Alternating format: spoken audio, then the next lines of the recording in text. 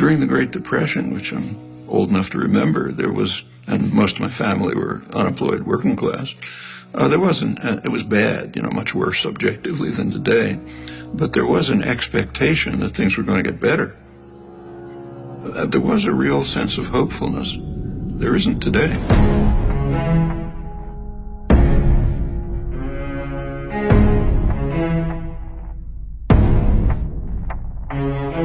Inequality is really unprecedented.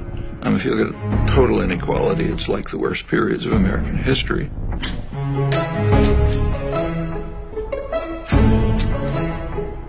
But if you refine it more closely, the inequality comes from the extreme wealth in a tiny sector of the population, a fraction of 1%. There were periods like the Gilded Age in the 20s and the Roaring 90s and so on, when a situation developed rather similar to this. Now this period is extreme, because if you look at the wealth distribution, the inequality mostly comes from super wealth.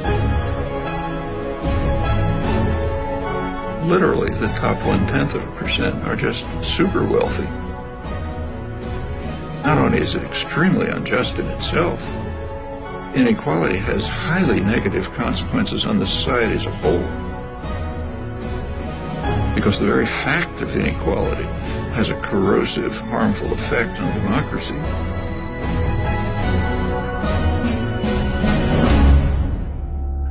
You opened by talking about the American dream. Part of the American dream is class mobility. You're born poor, you work hard, you get rich. It was possible for a worker to get a decent job, buy a home, get a car, have his children go to school. It's all collapsed.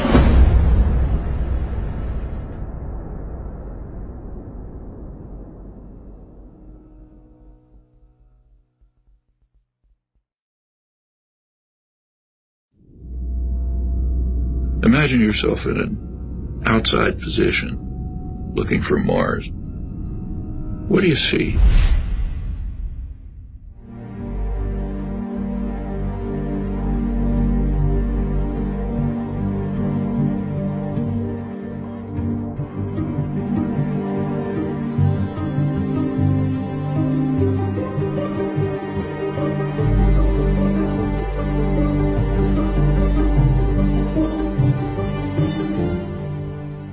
In the United States, there are professed values like democracy.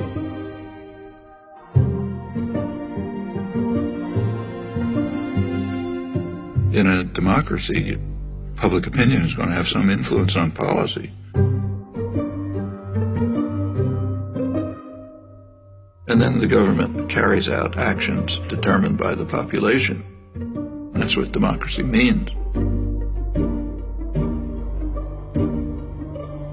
It's important to understand that privileged and powerful sectors have never liked democracy, and for very good reasons.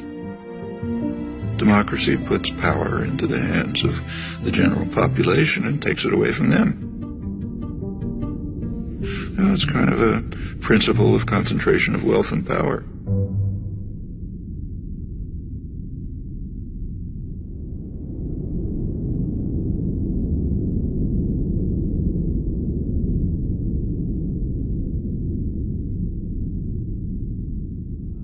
Concentration of wealth yields concentration of power, particularly so as the cost of elections skyrockets, which kind of forces the political parties into the pockets of major corporations. And this political power quickly translates into legislation that increases the concentration of wealth.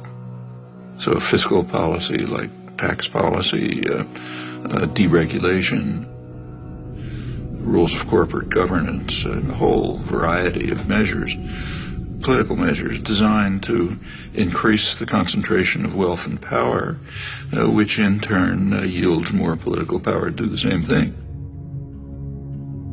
And that's what we've been seeing.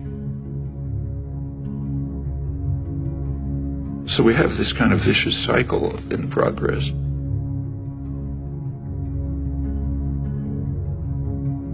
You know, actually it is so traditional that it was described by Adam Smith in 1776. You read famous Wealth of Nations. He says in England, the principal architects of policy are the people who own the society, in his day merchants and manufacturers. And they make sure that their own interests are very well cared for, however grievous the impact on the people of England or others. Now, it's not merchants and manufacturers, it's financial institutions and multinational corporations. The people who Adam Smith called the masters of mankind, and they're following the vile maxim, all for ourselves and nothing for anyone else. They're just going to pursue policies that benefit them and harm everyone else. And in the absence of a general popular reaction, that's pretty much what you'd expect.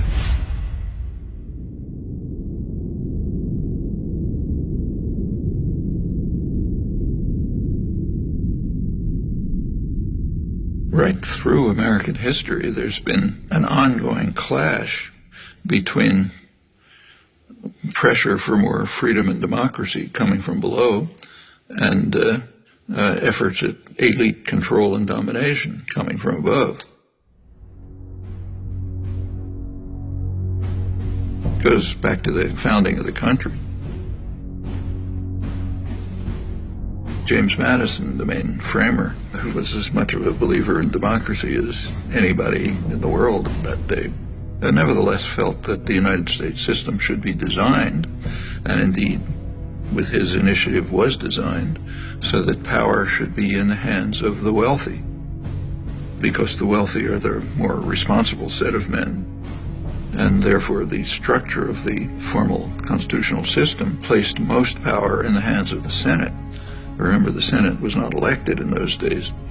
It was selected from the wealthy. Men, as Madison put it, had sympathy for property owners and their rights. If you read the debates at the Constitutional Convention, Madison said the major concern of the society has to be to protect the minority of the opulent against the majority. And he had arguments. Suppose everyone had to vote freely. He said, well, the majority of the poor would get together and they would organize to take away the property of the rich. And he said that would obviously be unjust, so you can't have that. So therefore the constitutional system has to be set up to prevent democracy.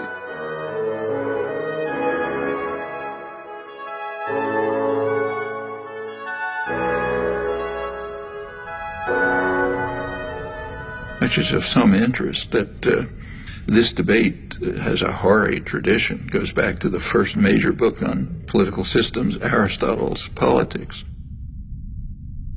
He says of all of them, the best is democracy, but then he points out exactly the flaw that Madison pointed out. If Athens were a democracy for free men, the poor would get together and take away the property of the rich. Well, same dilemma, they had opposite solutions. Aristotle proposed what we would nowadays call a welfare state. He said, try to reduce inequality.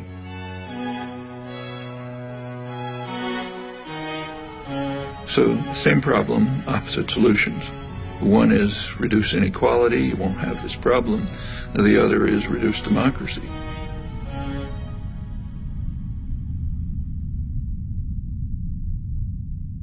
If you look at the history of the United States, it's a constant struggle between these two tendencies.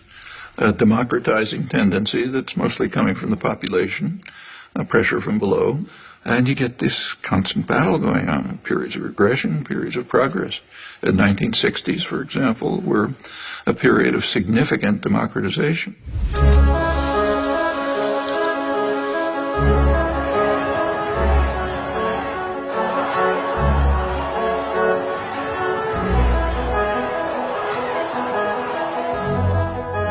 Sectors of the population that were usually passive and apathetic became organized, active, started pressing their demands.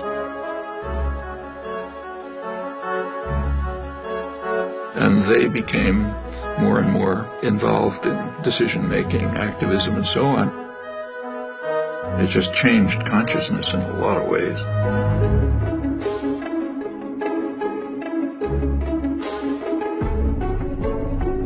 Minority rights. If democracy means freedom, why aren't our people free? Right. If democracy means justice, why don't we have justice? Right. If democracy means equality, why don't we have equality? Women's rights. This inhuman system of exploitation will change, but only if we force it to change, and force it together. Concern for the environment. A unique day in American history is ending, a day set aside for a nationwide outpouring of mankind seeking its own survival. Opposition to aggression. I'd say to those who criticize us for the militancy of our dissent that if they are serious about law and order, they should first provide it for the Vietnamese people, for our own black people, and for our own poor people.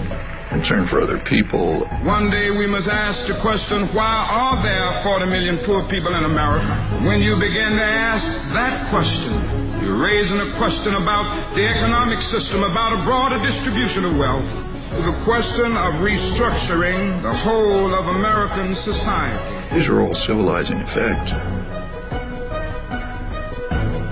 And that caused great fear.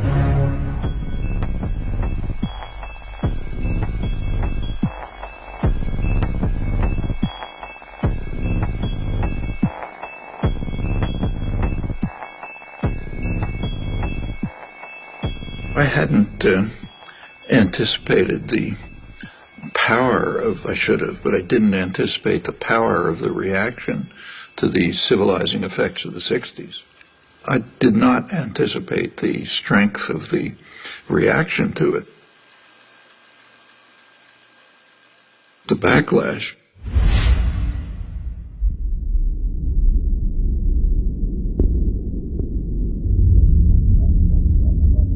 There has been an enormous, concentrated, coordinated business offensive beginning in the 70s to try to beat back the egalitarian efforts that went right through the Nixon years. You see it in many respects. I mean, over on the right, you see it in things like the famous Powell Memorandum, sent to the Chamber of Commerce, the major business lobby, by a later Supreme Court Justice Powell, warning them that business is losing control over the society. And something has to be done to counter these forces. Of course, he puts it in terms of defense, defending ourselves against outside power.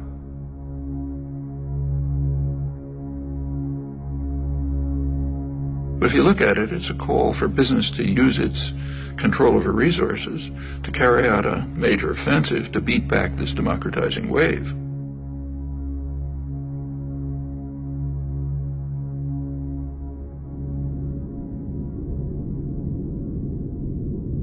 Over on the liberal side, there's something exactly similar.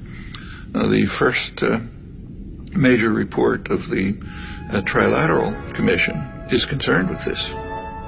It's called The Crisis of Democracy. Trilateral Commission is liberal internationalists. Their flavor is indicated by the fact that they pretty much staffed the Carter administration. They were also appalled by the democratizing tendencies of the 60s and thought we have to react to it. They were concerned that there was an excess of democracy developing.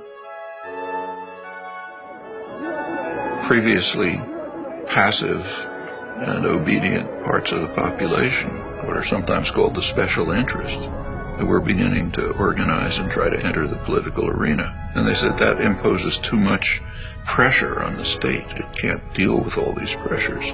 So therefore they have to return to passivity and become depoliticized. They were particularly concerned with what was happening to young people. The young people are getting too free and independent. None of us will begin any violence. If there's any violence, it will be because of the police. The way they put it, there's a failure on the part of the schools, the universities, and churches, the institutions responsible for the indoctrination of the young. Their phrase, not mine.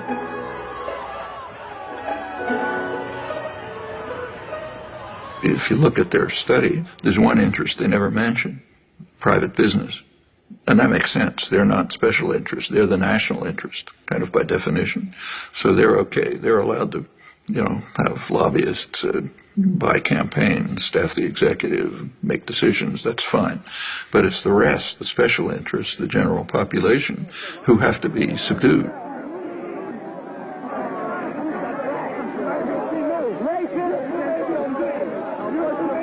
Well, that's the spectrum. It's the kind of ideological level of the backlash. But the major backlash, which was in parallel to this, was just redesigning the economy.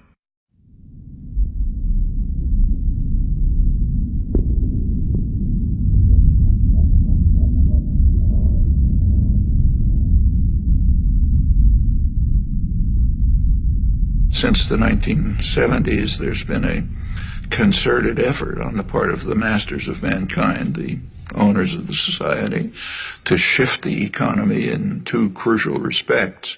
One, to increase the role of financial institutions, banks, investment firms, and so on, insurance companies. By 2007, right before the latest crash, they had literally 40% of corporate profits, far beyond anything in the past.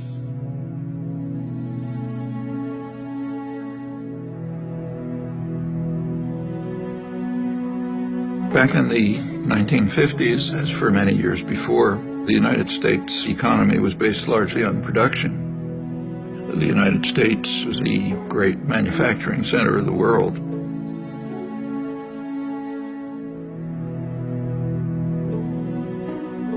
Financial institutions used to be a relatively small part of the economy, and their task was to distribute unused assets, like, say, bank savings, to productive activity. The bank always has on hand a reserve of money received from the stockholders and depositors.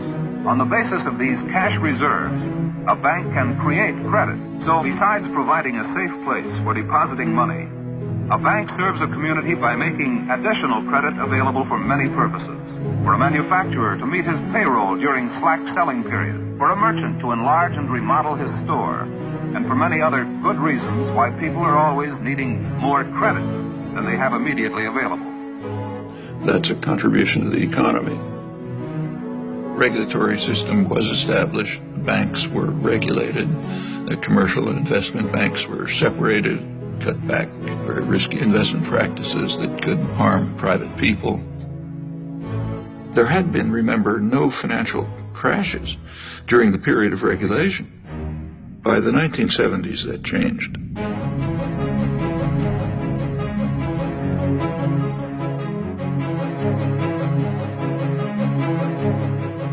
You started getting a huge increase in the flows of speculative capital, just astronomically increased. Enormous changes in the financial sector, from traditional banks to risky investments, complex financial instruments, money manipulations, and so on. Increasingly, the business of the country isn't production, at least not here. The primary business here is business. You can even see it in the choice of directors. So a director of a major American corporation back in the 50s and the 60s was very likely to be an engineer, somebody who graduated from a place like MIT, maybe industrial management. More recently, the directorship and the top managerial positions are people who came out of business schools, learned financial trickery of various kinds, and so on. By the 1970s, say General Electric could make more profit playing games with money than you could by producing in the United States. We have to remember that General Electric is substantially a financial institution today. It makes half its profits just by moving money around in complicated ways. And it's very unclear that they're doing anything that's of value to the economy. So that's one phenomenon, what's called financialization of the economy. Going along with that is the offshoring of production.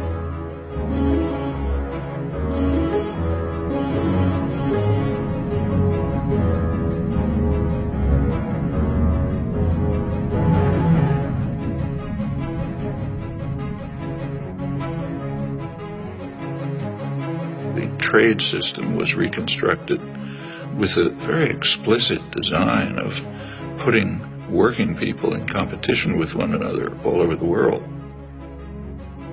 And what it's led to is a reduction in the share of income on the part of working people.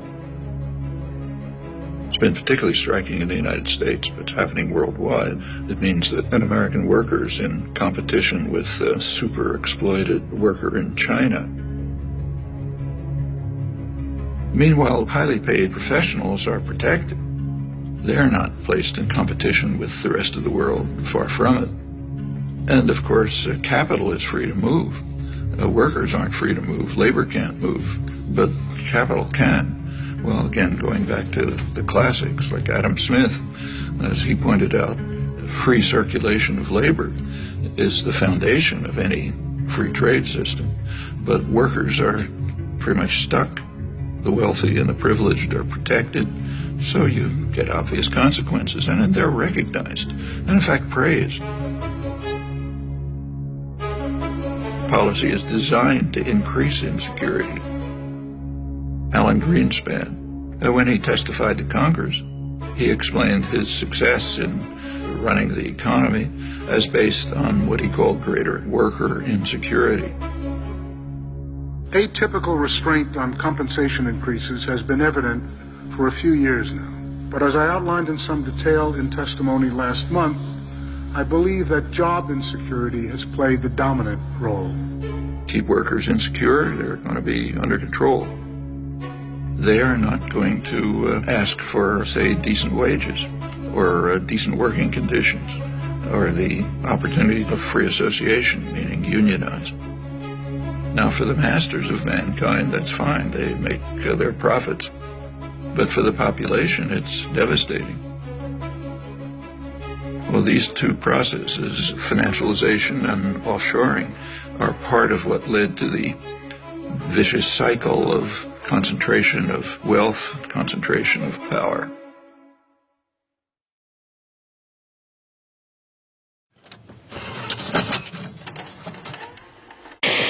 I'm Noam Chomsky. I'm on the faculty at MIT, and I've been getting more and more heavily involved in anti-war activities for the last few years.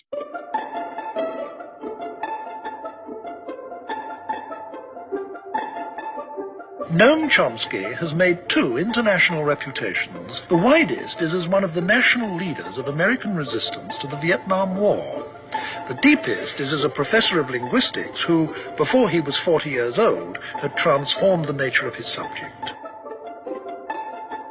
You are identified with the New Left, whatever that is. You certainly have been an activist as well as a writer. Professor Noam Chomsky is listed in anybody's catalog as among the half-dozen top heroes of the New Left.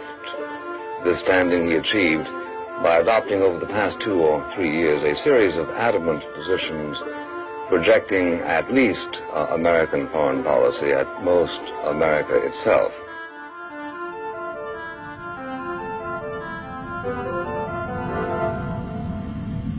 Well, actually, this notion, anti-American, is quite an interesting one. It's actually a totalitarian notion. It isn't used in free societies. So if someone in, say, Italy is criticizing Berlusconi or the corruption of the Italian state and so on, they're not called anti-Italian.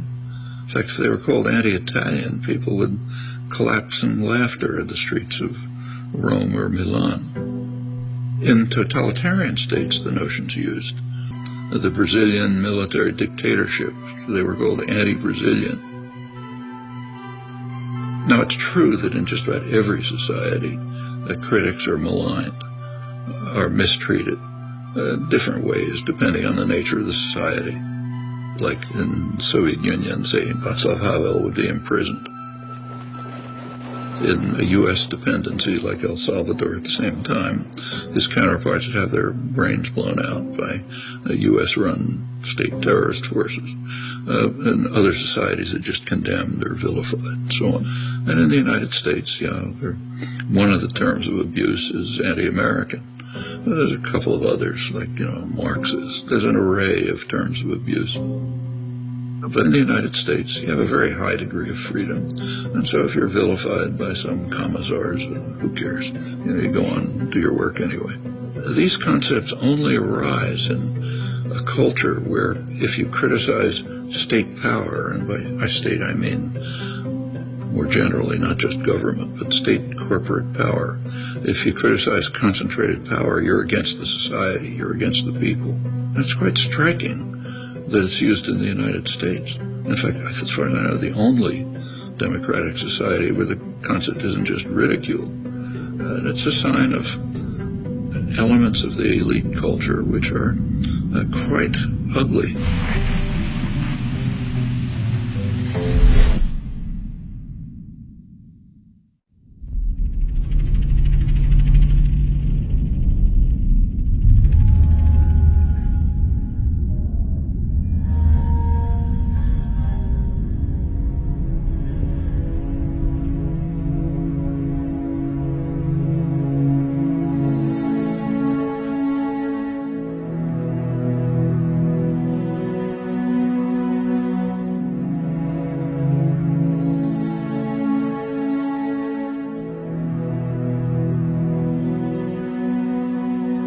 The American dream, like many ideals, was partly symbolic, but partly real. So in the 1950s and 60s, say, there was the biggest growth period in American economic history. The Golden Age. It was pretty egalitarian growth, so the lowest fifth of the population was improving about as much as the upper fifth. And there were some welfare state measures which improved life for much of the population. It was, for example, possible for a black worker to get a decent job in an auto plant, buy a home, get a car, have his children go to school, and so on, and the same across the board. When the U.S. was primarily a manufacturing center, it had to be concerned with its own consumers. Here, famously, Henry Ford raised the salary of his workers so they'd be able to buy cars. When you're moving into an international plutonomy, as the banks like to call it, with a small percentage of the world's population that's gathering increasing wealth, what happens to American consumers is of much less concern, because most of them aren't going to be consuming your products anyway, at least on any major basis.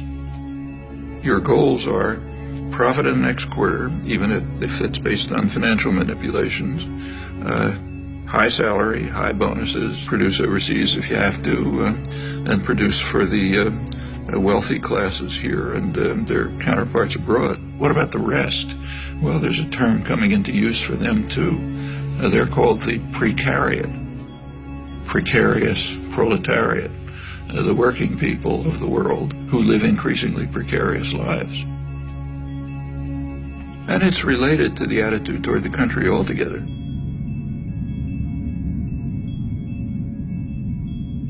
During the period of great growth of the economy, 50s and 60s, but in fact earlier, taxes on the wealthy were far higher. Corporate taxes were much higher. Taxes on dividends were much higher. Simply taxes on wealth were much higher. The tax system has been redesigned so that the taxes that are paid by the very wealthy are reduced, and correspondingly the tax burden on the rest of the population's increased.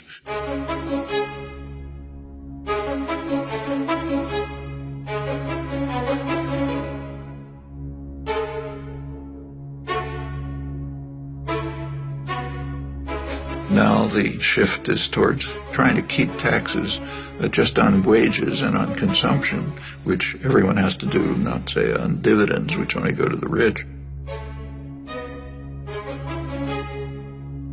The numbers are pretty striking.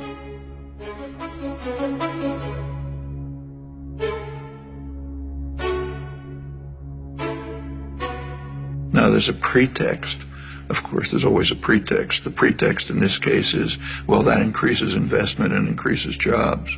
But there isn't any evidence for that. If you want to increase investment, give money to the poor and the working people. They have to keep alive, so they spend their incomes. That stimulates production, stimulates investment, it leads to job growth, and so on.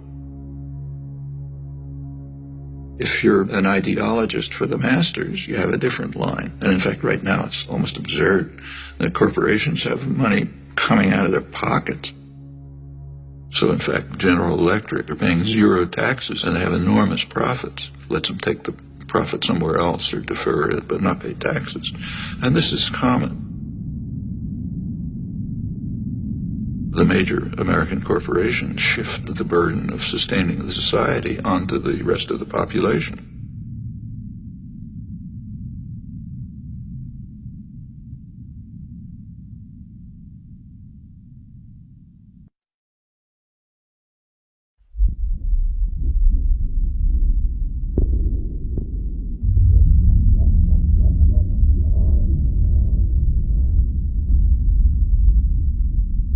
Solidarity is quite dangerous. From the point of view of the masters, you're only supposed to care about yourself and not about other people. This is quite different from the people they claim are their heroes, like Adam Smith, who based his whole approach to the economy on the principle that sympathy is a fundamental human trait. But that has to be driven out of people's heads. You got to wait for yourself, follow the Weil maxim, don't care about others. Which is okay for the rich and powerful, but is devastating for everyone else. Well, it's taken a lot of effort to try to drive these basic human emotions out of people's heads. And we see it today in policy formation. For example, in the attack on Social Security. Social Security is based on a principle. It's based on a principle of solidarity. Solidarity, caring for others. Social Security means I pay payroll taxes so that the widow across town can get something to live on. For much of the population, that's what they survive on. It's of no use to the very rich. So therefore, there's a concerted attempt to destroy it.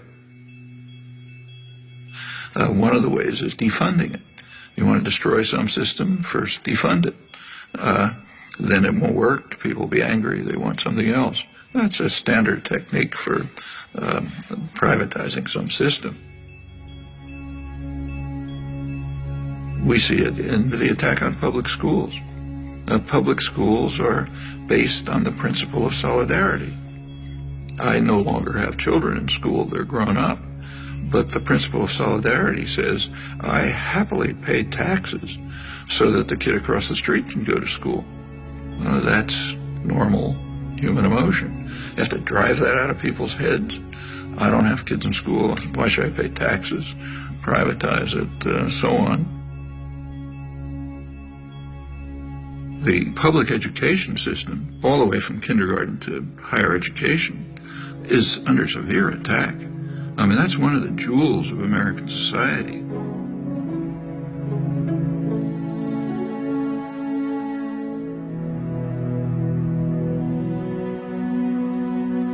You go back to the golden age again, the great growth period in the 50s and 60s. A lot of that is based on free public education.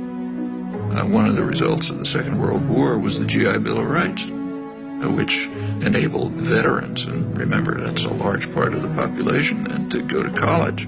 They wouldn't have been able to otherwise. They essentially got free education. Where a community, state, or nation courageously invests a substantial share of its resources in education, the investment invariably is returned in better business and a higher standard of living. The U.S. was way in the lead in developing extensive mass public education at every level.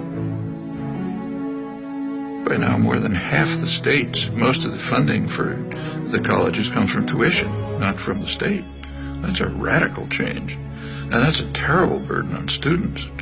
It means that students, if they don't come from very wealthy families, they're going to leave college with big debts. And if you have a big debt, you're trapped. I mean, maybe you wanted to become a public interest lawyer, but you're going to have to go into a corporate law firm to pay off those debts. And by the time you're part of the culture, you're not going to get out of it again. And that's true across the board. In the 1950s, it was a much poorer society than it is today, but nevertheless could easily handle essentially free mass higher education. Today, a much richer society claims doesn't have the resources for it. That's just what's going on right before our eyes.